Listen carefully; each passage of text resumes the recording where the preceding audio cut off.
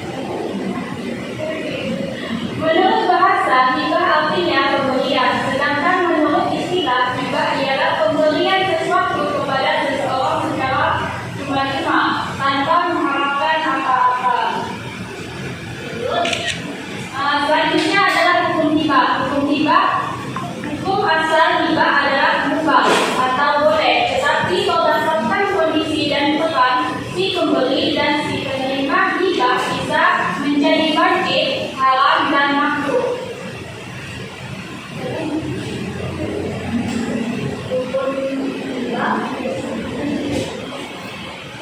Rukun hibah terdiri dari 5. Yang pertama itu rukun hibah terdiri dari 4. Rukun hibah yang pertama itu pemberi hibah atau wakil. Yang kedua penerima hibah maupun pelaku. Yang ketiga barang yang dihibahkan. Yang keempat penyerahan atau ijab kabul. Selanjutnya ada syarat-syarat hibah, yaitu diberikan atas kemauan sendiri, kemudian pemberinya bukan orang yang hilang akal atau mabuk atau gila ya. Selanjutnya ada barang yang diberikan dapat dilihat atau dapat berupa wujud, dan yang terakhir dapat dimiliki oleh penerima hibah. Selanjutnya ketentuan hibah. Hibah dapat dianggap sah apabila pemberian itu sudah mengalami proses serah terima. Jika hibah itu baru diucapkan dan belum terjadi serah terima, maka yang demikian itu belum termasuk hibah. Selanjutnya, hikmah hibah. Ada 3. Yang pertama akan terhindar dari sifat-sifat fikir atau bakir. Yang kedua yaitu akan membentuk sifat dermawan bagi pemberi hibah. Dan yang ketiga akan dilapangkan rezekinya dan dimudahkan urusannya. Nah, selanjutnya ada hadiah. Siapa yang membaca? Hadiah adalah pemberian sesuatu kepada seseorang dengan maksud untuk memuliakan atau memberikan penghargaan. Selanjutnya ialah usul hadiah. Yang pertama itu orang yang memberi, syaratnya orang yang memiliki benda itu dan berhak mentasyarat atau memanfaatkannya. Yang kedua orang yang diberikan, syaratnya orang yang berhak memiliki. Dan yang ketiga itu ijab dan kabul. Yang keempat barang yang diberikan, syaratnya barangnya dapat dijual. Selanjutnya hikmah dan manfaat hadiah. Yang pertama akan mendidik seseorang untuk selalu menepati janji. Yang kedua akan mendorong seseorang untuk berpartisipasi. Dan yang terakhir akan terhindar dari sifat iri dan dengki. Selanjutnya perbedaan dan persamaan terdapat hibah dan hadiah. Nah, persamaannya yaitu yang pertama sebagai pernyataan rasa syukur kepada Allah Subhanahu wa Ta'ala yang diwujudkan dengan memberi sebagian harta kita kepada orang lain. Nah, yang kedua dapat menciptakan rasa kasih sayang dan kekeluargaan serta persaudaraan yang lebih intim antara pemberi dan penerima. Kemudian perbedaannya ada 4. Yang pertama ada sodako yang diberikan oleh seseorang atas dasar untuk mencari ridho Allah Subhanahu wa Ta'ala semata-mata. Yang kedua ada hibah diberikan kepada seseorang atas dasar rasa kasih sayang, iba atau ingin mempererat tali silaturahmi. Yang ketiga ada hadiah yang diberikan kepada seseorang sebagai bentuk penghargaan atas prestasi yang telah dicapai. Dan yang terakhir ada hukum asal sodako, yaitu sunnah sementara hibah dan hadiah adalah mubah. Oke, presentasi kita sudah selesai. Ibu mau buat kelompok. Satu kelompok terdiri dari 5 orang. Dibuat kelompok.